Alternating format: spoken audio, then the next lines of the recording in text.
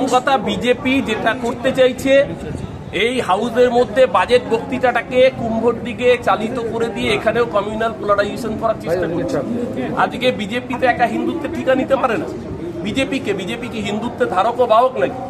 আমরা যারা হিন্দু ধর্মে বিশ্বাস করি, যে এখানে বড় বড় কথা বলছে সে নিজে কুম্ভে স্নান করেছে, সে বড় বড় কথা বলছে। আমরা বলেছি প্রশাসনিক অপদার্থতার কথা। মমতা বন্দ্যোপাধ্যায় বলেছেন যে কুম্ভ মেলায় সাধারণ হিন্দু পুণ্যার্থীদের মৃত্যু হচ্ছে, হিন্দু মানুষ আছে। আমরা তো দেখতে পাচ্ছি যে নরেন্দ্র মোদী বলতেন হিন্দু খাতরে মে হ্যায়, আসলে হিন্দু খাতরে মে তো নরেন্দ্র মোদী যোগীদের রাজত্বে, যারা হিন্দু পুণ্যার্থীদের নিরাপত্তা দিতে ব্যর্থ। সেই হিন্দু পুণ্যার্থীদের নিরাপত্তা দিতে ব্যর্থ মোদী যোগীর প্রশাসন, তাদের অপদার্থতার জন্য হিন্দু পুণ্যার্থীদের প্রাণ যাবে, আর সেই প্রশাসনিক ব্যর্থতার কথা বলা যাবে না কারণ বিজেপি আয়োজন করেছে বলে। দেশের সংবিধান কি সেই কথা বলে নাকি? আজকে এদের অপদার্থতার জন্য রেল দপ্তর সে টুইটারকে নোটিশ পাঠাচ্ছে যে সমস্ত ভিডিও মুছে দিতে।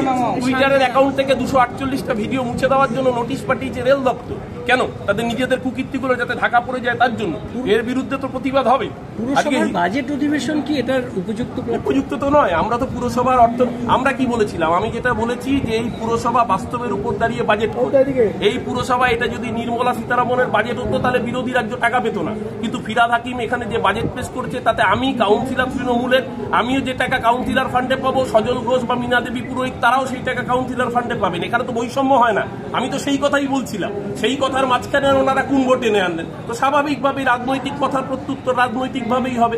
দ্বিতীয় কথা, উনি মিড ডে মিল নিয়ে মীনা দেবী পুরোহিত এত বড় বড় কথা বললেন। ওনার কেন্দ্রীয় সরকার মিড ডে মিলের বরাদ্দ বন্ধ করে দিয়েছে, 100 দিনের টাকা আটকে দিয়েছে।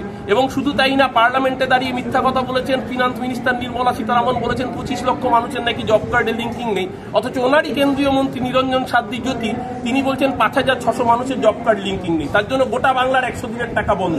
অথচ উত্তরপ্রদেশে 3,64,000 লিঙ্কিং নেই, উত্তরপ্রদেশ টাকা পাবে। এই বিমাতৃসুলভ আচরণের কথা তো উঠবেই। কলকাতা পুরসভার বাজেট যখন অর্থনীতি নিয়ে আলোচনা হবে, কলকাতা পুরসভা দেশের বাইরে নয়, তাই দেশের অর্থনীতি নিয়েও আলোচনা হবে।